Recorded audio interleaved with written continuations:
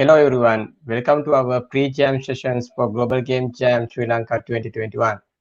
And today we got Lahiru from Arimac. He's the creative director for interactive media at Arimac, and he's also behind the. He's the one who one of the designers who behind the Kanchayuda and upcoming game from Arimac called Nero. I hope everybody knows the Kanchayuda and also heard about Nero. So welcome Lahiru to the session. Right. Thank you, Jadhu. Right. So this was kind of a pleasant surprise. To be totally honest with you guys, I wasn't ready to do something like this. But anyway, I'm happy that it's happening. So today's discussion is going to be basically about video game design, and it's kind of a it's a huge subject if we are to talk about game design in a broad in a broad aspect. But today I'm just going to be uh, talking about the subject very briefly, and uh, so this is not going to be like a lecture. I'll try my best because I tend to do lectures a lot on the subject, so uh, I'll try to keep it simple and short. So first off, let's talk about uh, a simple question. So, what is a game? So, or what is a video game? So, generally, when you talk about a game, uh, there are two states, and in some cases, there are three. And those states are that either you can win the game, or you can lose the game, or in some cases, you can, it ends up in a draw. So basically, three states, and uh, and the other important element about a game in general is the fact that there are a certain set of rules, and in order to play and win the game, you have to play by these set of rules, right? So that's generally what any game is. Take even any kind of a sport, whatever it may be. Those two major elements are there. One is that there's a state of winning or losing or end up being a draw. And there's also a set of rules by which you have to play within, right? So you have to play within those rules in order to win the game. Otherwise, you'll be a cheater, right? So that is basically what a video game is. And this is basically like this is very basic stuff. But when you're talking about video games today, right, it has come a long way. So today, video games isn't just about winning or losing. It's about having fun at the same time. And the most important thing about a video game is that it has to be fun to play, right? So that's the most important thing. So why do people generally play video games? Uh, it's it's basically because it's fun, right? And it's while playing, once you play a video game and when you win, you know, uh, you know, when you complete, when you complete a game or you win against an opponent, you feel a sense of reward. Right? It's rewarding to play a game. It's very interesting to play. It's basically fun to play. So you get a reward by playing a video game. That's why people basically like to play video games over and over. It's almost to the point where it has become some kind of very addictive medium, right? And by addictive, I don't mean it in a negative way, but it let's say it's very interesting to think about the subject. Like something like video games could be addictive is you know it's where the magic happens. Right. So generally, so I that's that's basically if I were to explain a video game in the most basic, uh, you know, in the most basic level, that would be it.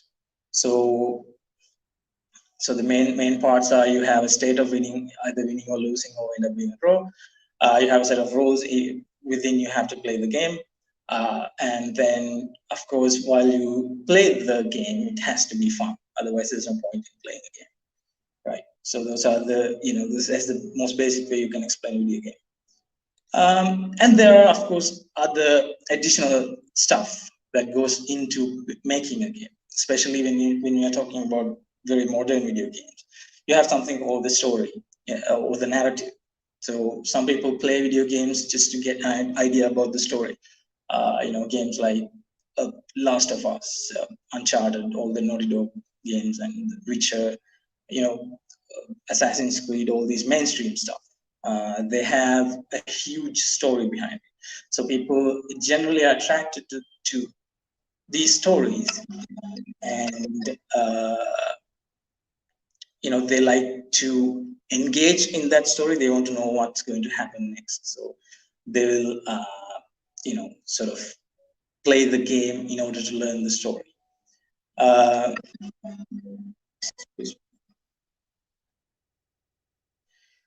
Sorry about that. Yeah, and the other thing is the challenge.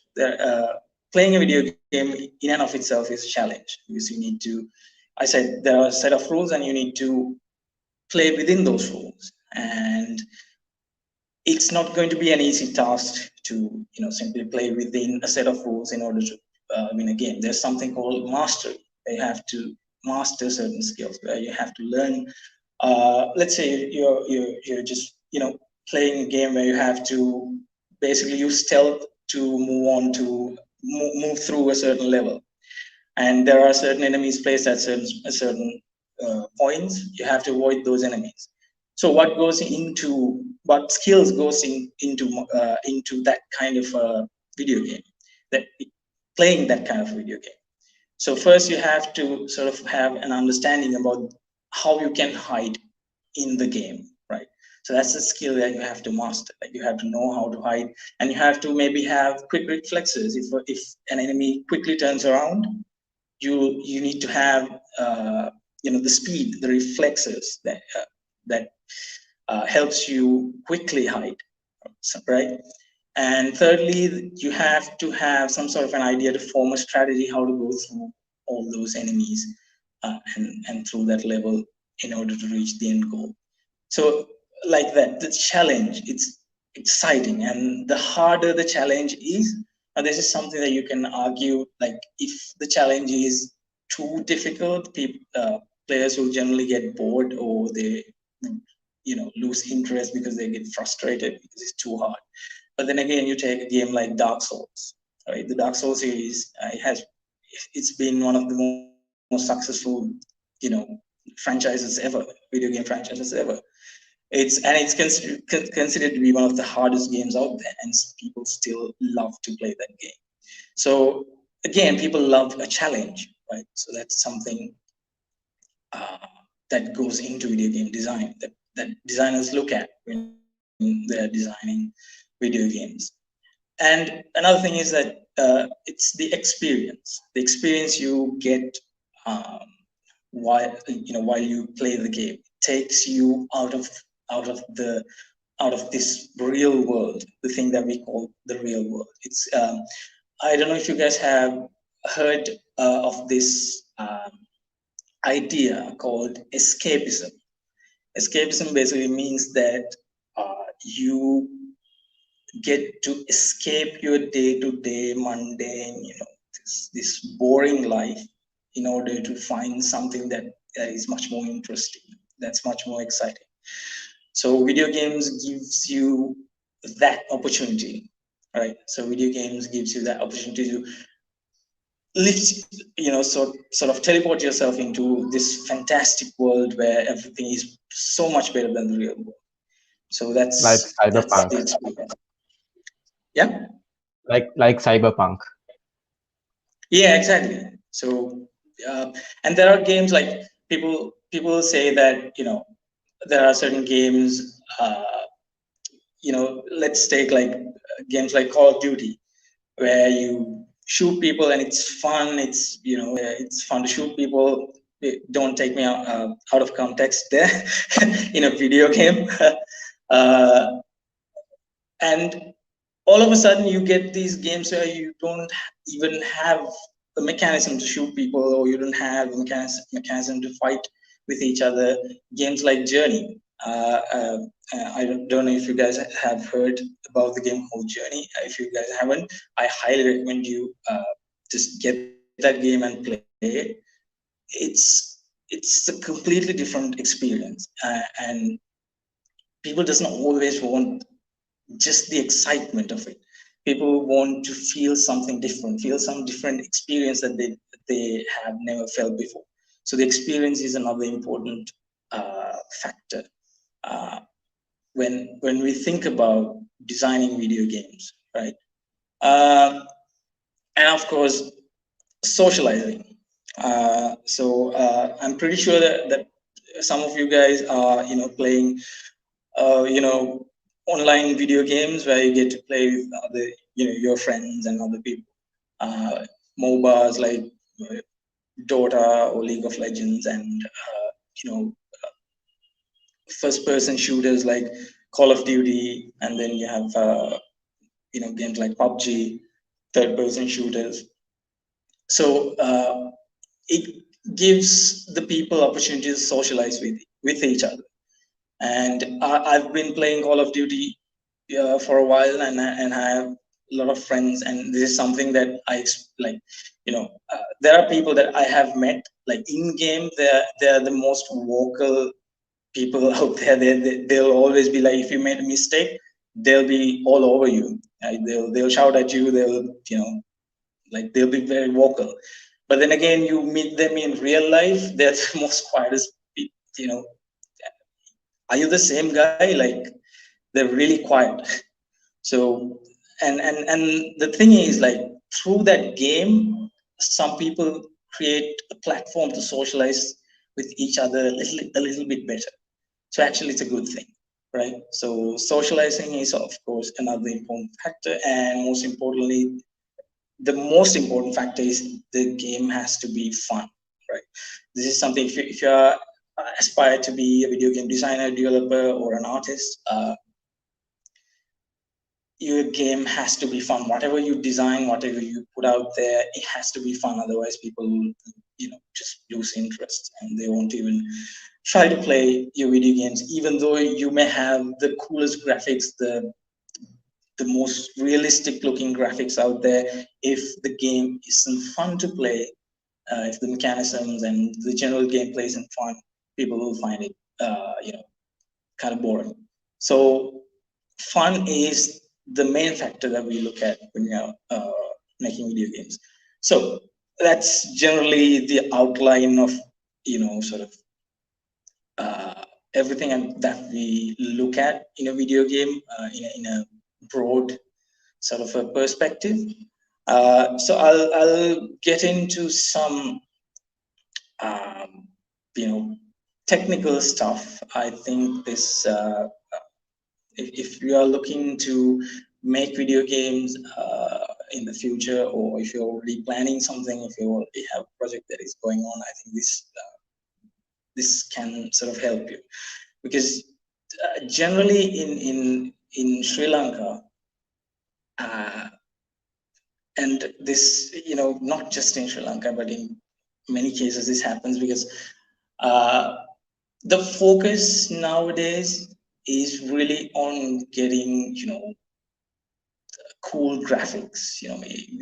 We see this in like almost every AAA game now, because they want to make the graphics look super realistic. They want to, they have these, numerous technologies, ray tracing, ray casting, or whatever. So they just focused on making the graphics look real, real interesting, and that looks like actually it's to make the graphics look like it's actual life. But doing that, sometimes they forget that this is a game, right? They forget that the gameplay has to be fun. So they sort of ignore that part. So don't fall into that, pit, right? Because even the most even the best visually outstanding games out there can be very mediocre when it comes to gameplay. So okay, so I'll explain briefly how a video game is made. So when you're talking about the industry, when you're making a video game, we tend to have three main departments in a team, where in the team that you build the video game with. So the first department is called the art department. Then you have the development department. Obviously, you need to have the developers. And then in between those two departments, we have something called the design department. So basically, what art department does is art department is responsible for everything you see on your screen. Now, if you're a player, if you're playing a video game, everything that you see on your screen is a product of the art department. They're responsible for the UI, they're responsible for the sounds, they're responsible for the the models, the character models, the environments, everything that you see on your screen. And the developers, what they do is, without them, the game wouldn't be a reality, because they are the people who has to code this game, right? So that it works in its platform, right? So they are the ones who actually have to crunch in the numbers to make this whole thing happen, right? And so that basically does it, right? I mean, in a nutshell, you have artists who can build you the models and characters and everything, and you have a department where you can actually code it into a game engine and make a video game. So why do we need designers? You might have that question. So the reason we need designers is because to say it simply, the developers don't understand artists. The artists don't understand developers, right? That's basically why we need someone in the middle to actually, sort of convert their language, so to speak. So it's like an interpreter in between those. In between a developer and an artist. I'll sort of give you an example. So let's say that you're making a flying dragon in your video game. So the artist, their general idea of a dragon is they'll add all the details there. They will add, the wings, the the teeth. So they will create a really powerful looking dragon. They'll create this huge beast. They'll create this 3D model, let's say, and he takes the model and give it to the developer, and he says, dude, I need this in our game. And the developer is like, I don't know how, like, because the developer doesn't have the idea, because the developer thinks in numbers. He doesn't know about he doesn't care what the dragon looks like, or whether it breathes fire or ice. He doesn't care about that. He knows the numbers. So the artist doesn't know how to convey this message. Like, artist doesn't know how to insert, like how to tell the developer, this is how I want the dragon. This is where the design team comes in. And the design team, what they do is, they will take the model of the dragon. They'll say, okay, fine, give me your model. And they'll make a replica. But this replica isn't created with all those, all those 100,000s of details.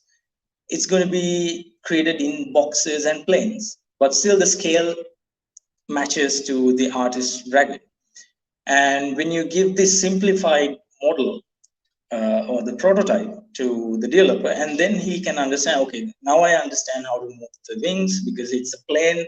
I know what kind of calculation goes into making this wing go up and down. I know I can get a sense of the scale. So then the developer crunches in the numbers and he does the coding, and so that model, the prototype dragon that design department made is in the game now. It's working. And the next step is the design department takes the original model where the art department had created, and they basically replace that with the prototype. So that's the basic thing that happens. Because if the design department didn't make the simplified model, the development department, the developers generally won't have any idea on how to actually put that in the game. So that's the easiest way I can explain to you guys why do we need designers. And generally it's the art department that starts a video game, because they're not in every case, but most cases, because they're the creative people who can come up with creative ideas. Not to say that developers or designers aren't creative, but generally the art department comes up with ideas, and then the designer's job is to sort of take those ideas and sort of simplify them in a way that it can be programmed into a video game or a video game engine, right? And then give that information to the developer so that he can develop, I can code the game based on that information. So that is basically what designers do. So generally, yeah. I have a little bit of a small question. So when it comes to a small team, how many of designers and developers, how the team consists of? That's a good question. So generally speaking, making a video game is a race against time. Generally, because no matter how much planning we do, or how much design we do, there's always something that goes wrong. I think it's like a law. It's like you can plan everything to the point, but then something always happens, right? So the idea is that give yourself enough time with the resources that you have. So you asked about like how do you do it with like limited number of people. So if you talk about like big studios like Ubisoft, CD Projekt Red, and like those big guys, they have a crew around like 2,000 something people working on these games.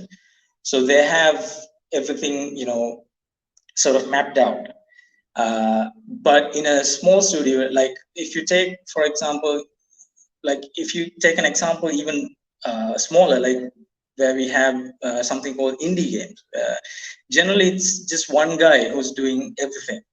So the idea is to plan for that. Idea is to plan something that you can do with the resources that you have, right? So it's like, so for example, let's say, okay, your game has some kind of, a number of enemies, and all those enemies has to be different. Let's say that's your requirement. So if you have a lot of people working for you as a resource, you can probably give one guy, several guys to do several enemies. But if you don't have, if you have only one guy to do that, so you might have to come up with a different strategy where you create some sort of a system where you can sort of do like very quick changes to their costumes or their, let's say their skin color, that does a prominent change in their look visually. So somebody sees him, it feels like this is a different guy, but still it's the same model, right? So Like you have to Among Us. yeah. So you have to work around them. You have to plan with the resources that you have. What are you going to do? So that's also a part of design. So by design, like making a video game is like that process has to be in the design pipeline, right? So if you're so yeah, so that's the whole idea behind it. So you have to plan with the resources that you have. You can always find answers. I mean, this something that you can do, you know. So it's Yeah, cool. always, you know, So we kind of, you have to keep an eye on the time. yeah, so we are actually Sorry. kind of getting into the time. Yeah. See, Yeah, yeah, this is the thing. Like I tend to speak a lot, and it becomes kind of a lecture. yeah. Yeah, it was a really good discussion, and we actually covered really a lot into the design and how to plan and what the basics is. Actually, I love the way that you said that it we have a winning point and a kind of a draw point and a lose point. So this is actually the Yeah. things that when you go to a development and coming up with ideas, that's the best thing that you need to think about. And so we got some few comments, so I'm going to just throw it around. Sure. So we got Chamudita said hi, thank you very much for joining the session. And we got Asai from Philippines and saying that she appreciate that discussion is in English and with the captions. Yeah, really good that people are joining internationally for our sessions. And we got Shevon saying that got some legitimacy in here. And he also asking that anytime this year we can we have a gaming conference? I know that COVID has events. Yeah, why not? Maybe. So yeah, let's see. That's we got a good people going around. So with these resources and people going on, and Nero is also in the releasing stage coming up. So let's see if we can have a Yep. gaming conference or not. Yep. Fingers crossed. Yeah, and I want to thank Lahiru for joining this session and using your time and even with this hard. I know you have got a few deadlines coming up, and thank you very much for joining. And yeah, No worries. yeah, see you Okay. in next session. Yeah. Sure. Thank And you very much, guys, for joining. Have a great day. yeah, cool. See you.